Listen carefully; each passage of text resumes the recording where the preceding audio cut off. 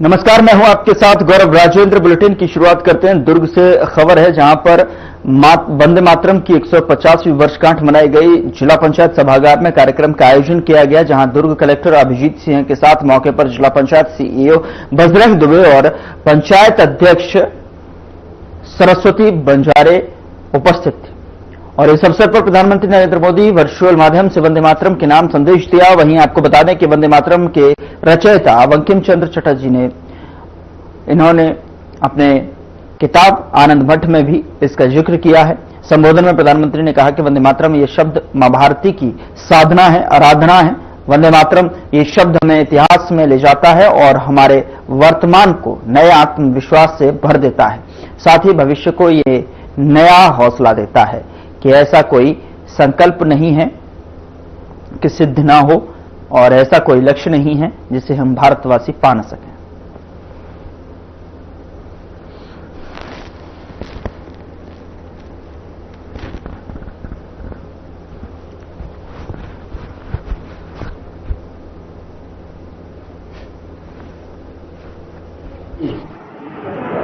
जो वंदे मातरम जो गीत लिखा गया, जिसको राष्ट्रीय गीत के रूप में उपाधि मिली है, और ये पूरे देश के लिए उस समय जो संघर्ष हो रहा था, हमारा देश विभाजित हुआ था और साथ साथ अंग्रेजों का भी बोलबाला था, लूटपाट था। ऐसे अवसर पर हमारे बंकिम चंद्र चटर्जी ने ये गीत को लिखकर देशवासियों का आगाह किया कि भारत हम एक हैं। इसके लिए मैं बहुत बहुत धन्यवाद देना चाहूँगा। आज दुर्ग जिला पंचायत सभाकक्ष में वंदे मातरम की 150वें वर्षगांठ मनाया गया, जिसमें हमारे दुर्ग जिला पंचायत के समस्त विभागीय अधिकारीगण, जनप्रतिनिधिगण, हमारे दुर्ग जिले के कलेक्टर सर, हमारे अहिवारा विधायक और जिला पंचायत सीईओ के सानिध्य में ये वर्षगांठ का आयोजन रखा गया था और जो सभी की उपस्थिति में समापन हुआ है। और साथ ही साथ समस्त देशवासियों को मैं वंदे मातरम की 150वें वर्षगांठ की शुभकामनाएं देती हूँ। वंदे मातरम जिसका अर्थ होता है माँ को प्रणाम। जननी जन्मभूमिश्च स्वर्गादपि गरीयसी, इस भाव को लिए हुए इस गीत की रचना श्रद्धेय बंकिम चंद्र चट्टोपाध्याय जी के द्वारा 150 वर्ष पूर्व की गई थी। आज उसी उपलक्ष्य में आयोजित कार्यक्रम में माननीय प्रधानमंत्री जी के द्वारा इस महत्व को रेखांकित किया गया। हम सब ने उनको श्रवण किया और वंदे मातरम इस गीत का गायन किया। इससे हमें यह संदेश मिलता है कि हमें सदैव अपनी मातृभूमि को सर्वोपरि रखते हुए उसके विकास, उसकी प्रगति के लिए प्रयत्नशील रहना चाहिए और अपना बेहतर से बेहतर योगदान में देना चाहिए। आज हम सभी ने यह संकल्प किया कि हम अपने देश की प्रगति में जो भी बन पड़ेगा, जो भी हमसे हो सकेगा, अपनी सर्वोत्तम उसको न्यौछावर करेंगे और अपने देश के विकास की गाथा में अपना योगदान देंगे। शहर कांग्रेस अध्यक्ष सुशील मौर्य ने जगदलपुर कांग्रेस भवन में प्रेस वार्ता आयोजित कर एसआईआर सर्वे की प्रक्रिया पर संदेह जताया और सवाल उठाए। इस दौरान उन्होंने चुनाव आयोग से मांग की कि एसआईआर सर्वे की समय अवधि बढ़ाई जाए और इस सर्वे में शासकीय शिक्षकों की ड्यूटी लगाई जाने को लेकर चिंता जताते हुए उन्हें हटाने की अपील की है, ताकि शिक्षा पर कोई असर ना पड़े। मौर्य ने कहा कि शासकीय शिक्षकों को सर्वे में शामिल करने से शिक्षा व्यवस्था प्रभावित हो रही है और इस मुद्दे पर चुनाव आयोग को जल्द निर्णय लेना चाहिए।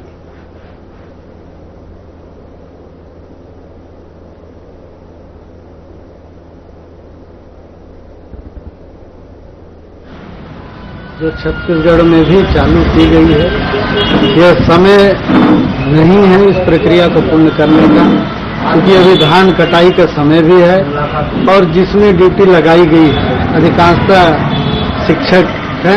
ऐसे में पढ़ाई भी प्रभावित होगी और धान के कटाई का समय है, तो इस दरमियान जो वोटर हैं वो भी समय नहीं दे पाएंगे और जिनकी ड्यूटी लगी हो क्या खेत में जाकर इस कार्य को पूरा करेंगे। समय अवधि इसमें बढ़ाना चाहिए, 2 महीने का समय अवधि देना चाहिए और जो शिक्षक हैं उन शिक्षकों को एसआईआर की प्रक्रिया से बाहर करना चाहिए ताकि पढ़ाई प्रभावित ना हो और एक एसआईआर की प्रक्रिया पारदर्शिता के साथ हो। उधर पुलिस अधीक्षक कार्यालय में आज कुछ अलग ही नजारा देखने को मिला, जहां पर आम जनता नहीं बल्कि खुद पुलिस कर्मचारी अपनी शिकायतें लेकर पहुंचे थे। एसपी ने खुद जनसंवाद का आयोजन किया ताकि पुलिस कर्मियों की तकलीफें, उनकी दिक्कतें और कार्यस्थल की परेशानियां सीधे सुनी जा सकें। दरअसल आपको बता दें कि पुलिस अधीक्षक कार्यालय में बैठक में कई जवानों ने खुलकर अपनी बात रखी। किसी ने ड्यूटी टाइम की समस्या बताई तो किसी ने आवास और अवकाश को लेकर फरियाद की। तो वहीं आपको बता दें कि एसपी ने धैर्यपूर्वक सबकी बात सुनी और जो है आश्वासन दिया कि हर समस्या का समाधान प्राथमिकता से किया जाएगा।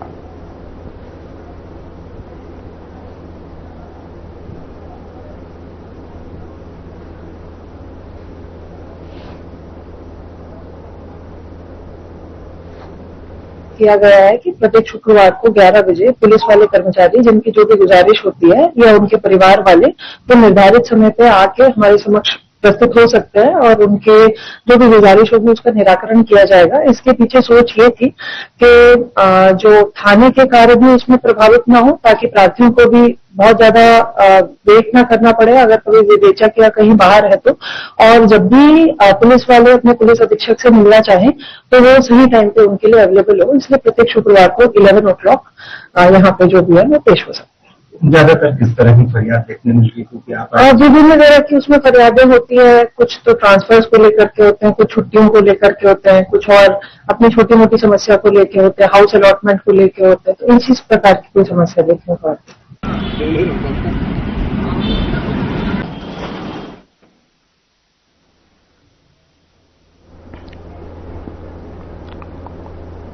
उधर भिलाई के कला मंदिर में विश्व सैक्सोफोन दिवस पर आयोजित साज की आवाज और संगीतमय संध्या ने शहर के संगीत प्रेमियों को सुरों के समुद्र में डुबो दिया। दरअसल आपको बता दें कि छत्तीसगढ़, मध्य प्रदेश और महाराष्ट्र से आए प्रसिद्ध सैक्सोफोनिस्ट ने एक से बढ़कर एक प्रस्तुति देकर श्रोताओं का दिल जीत लिया। तो यह कार्यक्रम प्रधान संरक्षक कैलाश जैन बरमेचा के सहयोग से ऑफिसर्स एसोसिएशन, भिलाई इस्पात संयंत्र, छत्तीसगढ़ मंच और दुर्ग सांस्कृतिक मंच के संयुक्त तत्वाधान में आयोजित किया गया। साथ ही आपको बता दें कि कार्यक्रम के मुख्य अतिथि नरेंद्र कुमार बंछोर थे, जबकि अध्यक्षता समाज सेवी इंद्रजीत ने की।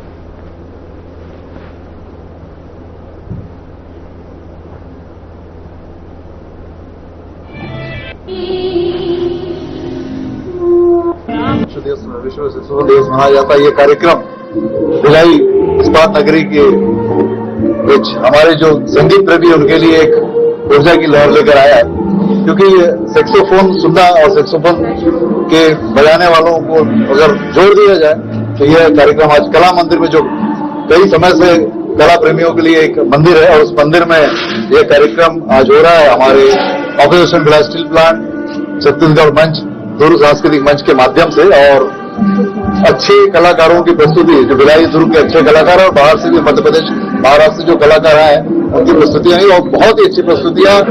दरअसल ये जो कार्यक्रम हो रहा है आज इस कला मंदिर के प्रांगण में, ये एक यूनिक कार्यक्रम है। पुराने फिल्मों में जो सैक्सोफोन का यूज किया जाता था, वो उस सैक्सोफोन को आज ये लगातार 2 वर्षों से इन लोगों ने साज और आवाज के कार्यक्रम अंतर्गत जिंदा किया हुआ है, क्योंकि ये इतना टफ वाद्य है। ये सहज वाद्य नहीं है, बजाना बहुत मुश्किल होता है इसको। और इस वाद्य में इन लोग जो प्रस्तुतियां दे रहे हैं, क्लासिकल और लाइट, इस तरह से कार्यक्रम आगे भी और आयोजित हाँ, ये तो प्रतिवर्ष तो हम करेंगे ही, और अच्छा संगीत का सैक्सोफोन के अलावा भी कार्यक्रम करते रहेंगे। और दर्शकों ने इतना साथ दिया, हम सबके आभारी हैं, और उन सभी स्पॉन्सरों का भी आभारी हैं।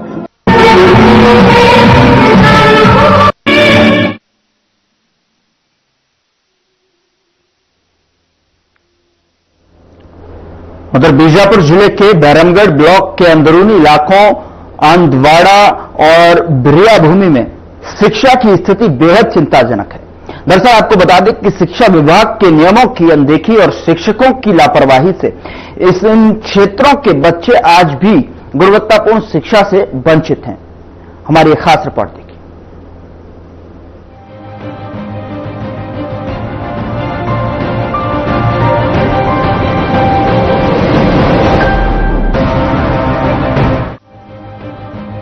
भैरवगढ़ के अंदरूनी गांव आंदवाड़ा और भिरिया भूमि में स्कूलों की स्थिति बद से बदतर है। कई स्कूलों में शिक्षक महीनों से अनुपस्थित हैं, जिससे छात्रों की पढ़ाई पूरी तरह प्रभावित हो रही है।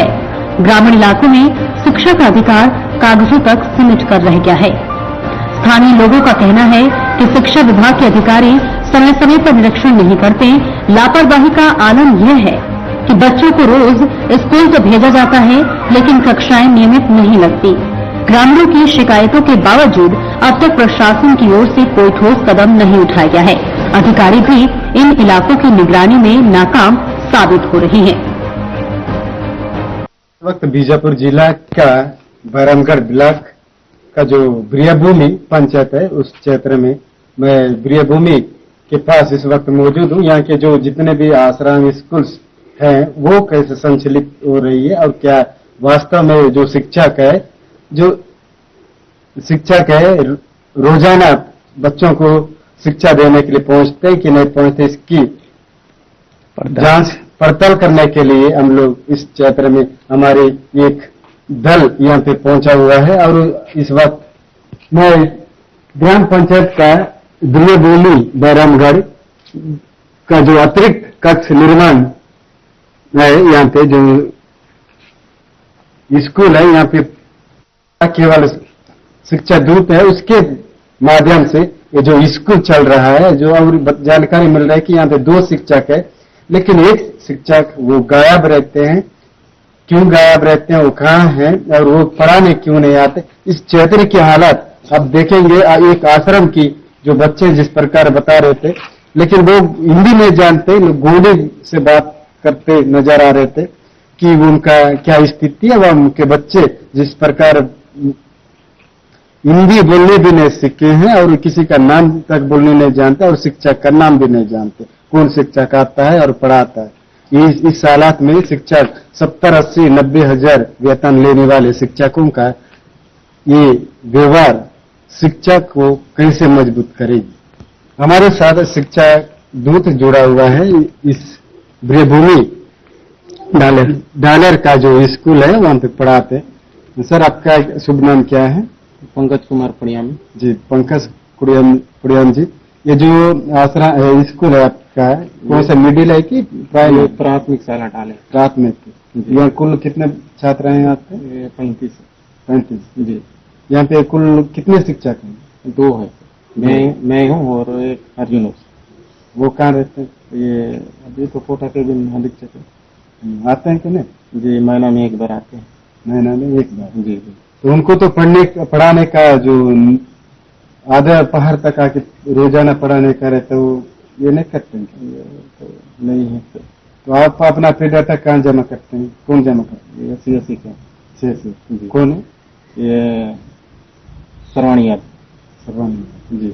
इस हालात में अंदरूनी क्षेत्र का जो स्कूल है संचालित है, जो 10,000 मानदेय लेने वाला जो शिक्षक है, बराबर नियम के पालन करते हुए स्कूल आता है और बच्चों को शिक्षा देने का काम कर रहा है। लगभग जिला का वही हाल है, जहाँ पे शिक्षा दूत है उसके भरोसे में स्कूलों को छोड़ दिया गया और जिन शिक्षकों को अधिक वेतन और वो भी रेगुलर शिक्षक है, रेगुलर शिक्षक होते हुए उसका नाम में जो वेतन ले रहे हैं, उसके बाद भी नियम का उल्लंघन करते हुए अपने मौज में शिक्षक बाहर घूम रहे हैं। अंदरूनी इलाकों में शिक्षा की यह स्थिति विकास की राह में सबसे बड़ी बाधा बनती जा रही है। जरूरत है कि शिक्षा विभाग अपने जिम्मेवार अधिकारी और शिक्षकों की जवाबदेही तय करे, ताकि हर बच्चे तक शिक्षा का हक पहुंच सके। क्योंकि जब तक गांव में स्कूलों की घंटी नियमित नहीं बजेगी, तब तक शिक्षित बीजापुर का सपना अधूरा ही रहेगा।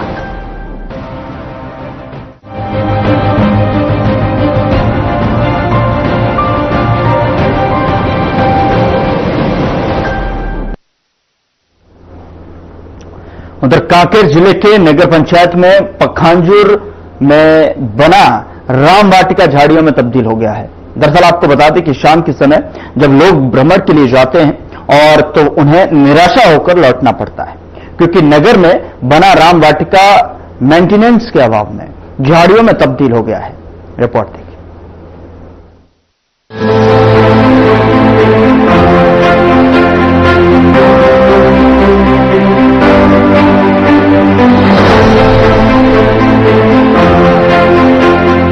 जिले के नगर पंचायत में पखांजूर में बना राम वाटिका झाड़ियों में तब्दील हो गया है।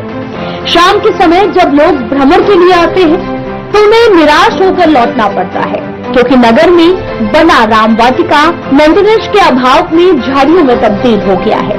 शाम के समय लोग अपने परिवार के साथ भ्रमण के लिए राम वाटिका पहुंचते हैं, लेकिन मेंटेनेंस के अभाव में उन्हें निराश होकर लौटना पड़ता है। हर खबर की टीम जब राम वाटिका पहुंची तो वहां की दयनीय स्थिति और जिम्मेदार अधिकारियों की अनदेखी साफ दिखाई दी। लोगों ने बताया कि यहाँ न तो साफ सफाई की व्यवस्था है और न ही खुलने बंद होने का कोई समय तय है। कई बार गेट पर ताला लटका रहता है, जिससे स्थानीय लोग और बच्चे भी अंदर नहीं आ पाते। अब इस वक्त मौजूद हैं नगर पंचायत पखांजूर के राम वाटिका में। यह राम वाटिका फॉरेस्ट विभाग के द्वारा बनाया गया था और इस वाटिका देखरेख के अभाव के चलते आज झाड़ियों में तब्दील हो गया है, जहां पर यहाँ हजारों की संख्या या कहें तो नगर पंचायत के अधिक संख्या यहाँ पर आके शाम का समय हो या सुबह का समय अपना बेहतर समय यहाँ पर व्यतीत करते थे। मनोरंजन का एक बेहतर जगह था, लेकिन आज देखेंगे देखरेख के अभाव के चलते यह जो राम वाटिका झाड़ियों में तब्दील हो चुका है। हमारे पीछे आपको दिखाना चाहेंगे, ये देख सकते हैं कि ये पूरा झाड़ियां जो है ये झाड़ियां उगाई है, क्योंकि इसमें देखरेख का अभाव यहाँ पर साफ तौर पर देखा जा रहा है। इस वक्त शाम का समय है और हम भी इस राम वाटिका जब बस जानकारी लगा तो यहाँ पर देखने आए तो देखा कि वाकई यह जो राम वाटिका है वह झाड़ियों में तब्दील हो चुका है। हम इस वक्त शाम के समय यहाँ मौजूद हैं, जहाँ पर इस राम वाटिका में जब नगर पंचायत के लोग या कहें जो पखांजूर भ्रमण के लिए आते हैं वो जब यहाँ पर आके इस सुंदर नजारा का लुत्फ उठाते हैं, लेकिन कहीं ना कहीं ये फॉरेस्ट विभाग का अनदेखी का है या फिर मैनेजमेंट का सिस्टम, जिन्होंने मैनेजमेंट का काम यहाँ लिया रहा होगा, उनका अभाव के चलते, उनके देखरेख का अभाव चलते आज झाड़ियों में तब्दील हो चुका है। ये सारा ये रास्ता आपको दिखाना चाहेंगे। ये रास्ता देख सकते हैं, ये रास्ता जो बना हुआ था जहाँ पर वॉक करके लोग अपना बेहतर समय बिताते हैं यहाँ पर, और लेकिन ये झाड़ियां, जिस तरह से ये झाड़ियां उगाई है, बड़ी झाड़ियां हैं, ये झाड़ियां की वजह से और जिस तरह से यहाँ पर अव्यवस्था है उनके वजह से लोग आना जाना बंद कर दिए हैं। अब शाम का समय है तो इस संख्या में लोग यहाँ होते, लेकिन ये झाड़ियां उगाने से और देखरेख का अभाव ना होने से यह बेहतर नजारा, बेहतर जो करोड़ों लाखों की लागत से यहाँ पर फसल के द्वारा बनाया गया था, लेकिन वह देखरेख के अभाव के चलते झाड़ियों में तब्दील हो चुका है। आप पीछे देखेंगे कि मनमोहक दृश्य है, जो तालाब, एक बड़ा सा तालाब देख सकते हैं यहाँ पर, और एक नजारा, बहुत बेहतर नजारा है, लेकिन यह नजारा अब सिर्फ झाड़ियां ही देख पाएंगी, क्योंकि यहाँ लोगों को देखने के लिए जब आना था उनको वो नहीं आ पा रहे हैं। वजह क्या है? वजह सिर्फ यही है कि जो फॉरेस्ट विभाग है, जो जिम्मेदार अधिकारी है, जहाँ पर उनको इसका देखरेख करना चाहिए, इनका मेंटेनेंस करना चाहिए, मेंटेनेंस के अभाव के चलते यह गार्डन आज घास में तब्दील हो चुका है। घास में तब्दील होने की वजह से लोगों का आना जाना दुर्भर हो गया है और लोग यहाँ पर आना ही नहीं है। जबकि हम इस वक्त मौजूद हैं गार्डन में, तो यहाँ पर कोई हमें ऐसा भी लोग नहीं दिख रहे हैं जो यहाँ पर आए अपना बेहतर समय बिताएं, क्योंकि अपना फैमिली के लेकर शाम का समय अमूमन लोग फैमिली को लेकर कहीं अच्छा जगह, उचित स्थान हो जहाँ थोड़ा सा आरामदायक हो, शांतिपूर्ण महसूस हो, ऐसे जगह आकर ही वे अपना कुछ समय फैमिली के साथ व्यतीत करते हैं। लेकिन यह गार्डन आज देखने के अभाव के चलते सिर्फ झाड़ियों में तब्दील नजर आ रहा है। आपको पीछे दिखाएंगे, बहुत सारा यहाँ पर बच्चों की सुविधा के लिए भी बनाया गया था। ये झूला बनाया गया है और ये बच्चों को जिस तरह से उनका मनोरंजन होना चाहिए, बच्चे आते हैं, अपना एक्टिविटी करते हैं, खेलते हैं, कुछ समय बिताते हैं, वह सारा आज घास में तब्दील होने की वजह से वीराना पड़ा हुआ है। आप यहाँ पर आएंगे तो आपको लगेगा कि कोई अच्छा जगह है या वीराना सुनसान जगह है यहाँ, क्योंकि लोगों के लिए बहुत अच्छा समय बिताना हो, फैमिली को लेकर आना हो कोई जगह पे, तो इस जगह पे लाते हैं और अपना फैमिली के साथ बेहतर समय बिताते हैं। लेकिन ये झाड़ियां इस बात की गवाही दे रही है कि यहाँ पर मेंटेनेंस का कोई भी काम नहीं कराया जाता, जिसकी वजह से आज ये झूले जहाँ पर बच्चे अपना कुछ बेहतर समय बिता पाते, हुआ झूला भी आज जो लाखों के बना होगा या आज झूला जंग खाती हुई यहाँ पर नजर आ रही है। अब देखना, इसमें बात करेंगे आने वाले और भी लोग हैं जो अधिकारी हैं, जिम्मेदार अधिकारी, उनसे बात करने की कोशिश करेंगे कि आखिर वे इस गार्डन का मरम्मत क्यों नहीं कर पा रहे हैं, उनका मेंटेनेंस क्यों नहीं कर पा रहे हैं, क्या ये विभाग की लापरवाही है या इसके लिए कोई फंड भी जारी नहीं हो पा रहा है, क्या कुछ समस्याएं आ रही हैं इस गार्डन को लेकर, ये बात करेंगे कुछ अधिकारियों से। लेकिन आपको दिखाना चाहेंगे, यहाँ गार्डन में सौंदर्यकरण को लेकर काफी खर्च किया गया था सरकार की तरफ से। लोगों को उम्मीद था कि एक नगर पंचायत पखांजूर को भी एक बेहतर जगह मिल गया है जहाँ पर लोग आके अपना बेहतर समय बिता पाएंगे, लेकिन वाटर फाउंटेन की स्थिति आपको दिखाना चाहिए। यह फाउंटेन भी आज खाली पड़ा है, वीराना पड़ा है। और जाहिर सी बात है, यह मेंटेनेंस का ही अभाव है या फिर जिम्मेदार जो लोग होते हैं वे यहाँ पर आके मॉनिटर नहीं करते होंगे। इसकी वजह से भी यह खंड आज गार्डन राम वाटिका जो लाखों की लागत से बना हो वो खंडर हो चुका है। ये अब देखेंगे कि जो भी सामान यहाँ पर देखेंगे आप चौराहे तो सिर्फ खंडर और बदहाली और बड़ी बड़ी झाड़ियां ही आपको नजर आएंगी। अब देखना ये होगा कि इस खबर के बाद क्या उच्च अधिकारी इस पर संज्ञान लेते हैं और संज्ञान लेकर गार्डन को फिर से बेहतर बनाया जाता है लोगों के बेहतर समय के लिए यहाँ पर, या फिर यह झाड़ियां में ही तब्दील होगा और आने वाले समय में तब्दील होते यह लुप्त की कगार पे ही पहुंच जाएगी। कैमरामैन शुभम के साथ हर खबर छत्तीसगढ़। यही गार्डन घूमने आए थे तो आज बंद है, लॉक है और पता नहीं इसका टाइमिंग। अच्छा है, रहने को बढ़िया दिख रहा है। तो वही है, मालूम नहीं था बंद है इसलिए वापस जा रहे हैं अब। साथ ही स्थानीय लोगों का कहना है कि शाम के वक्त परिवार को लेकर यहाँ आते हैं, लेकिन पार्क बंद रहता है या अंदर गंदगी के कारण लौटना पड़ता है। पार्क के खुलने और बंद होने का कोई भी समय तय नहीं है। लोगों की मांग है कि नगर पंचायत प्रशासन जल्द इस राम वाटिका की सुध ले ताकि यहाँ फिर से पखांजूर की पहचान बन सके। Bureau report.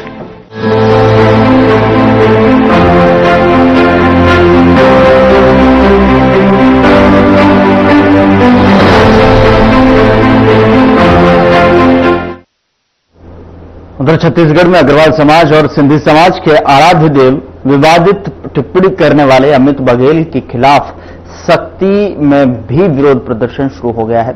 सक्ती में अग्रवाल समाज के सैकड़ों लोग अमित बघेल की शीघ्र गिरफ्तारी की मांग लेकर जो है सड़क पर उतर आए और अमित बघेल के खिलाफ नारे लगाते हुए सक्ती थाने पहुंचे, जहां अमित बघेल को शीघ्र गिरफ्तार करने की मांग करते हुए पुलिस को ज्ञापन सौंपा है।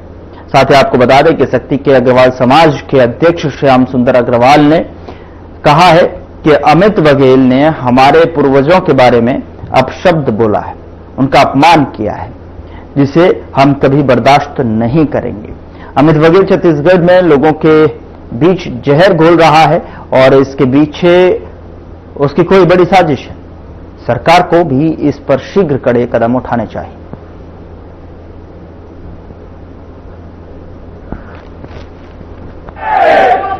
अमित बघेल के द्वारा हमारे पूर्वज भगवान महाराज अग्रसेन जी के खिलाफ में अमर्यादित टिप्पणी की गई थी और सिर्फ अग्रसेन महाराज जी के खिलाफ नहीं, अन्य समाज के देवताओं के खिलाफ भी उनके द्वारा अमर्यादित टिप्पणी की गई थी। उसके खिलाफ आज हमने अग्रवाल सभा की यहाँ एक बैठक आयोजित की गई थी। बैठक में सर्वसम्मति से निर्णय लिया गया कि उनके गिरफ्तारी की मांग करते हुए सक्ती थाने में एक ज्ञापन सौंपा जाएगा और आज हम ये सब ज्ञापन सौंपने सैकड़ों की संख्या में हम लोग यहाँ आए हुए हैं।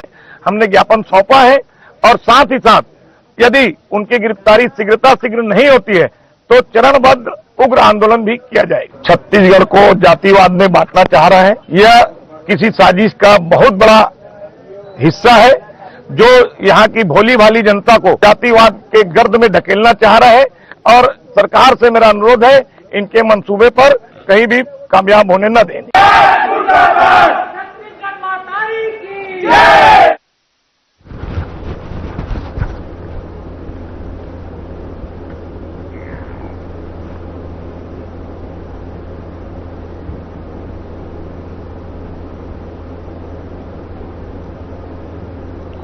फिलहाल बुलेटिन में इतना ही। नमस्कार।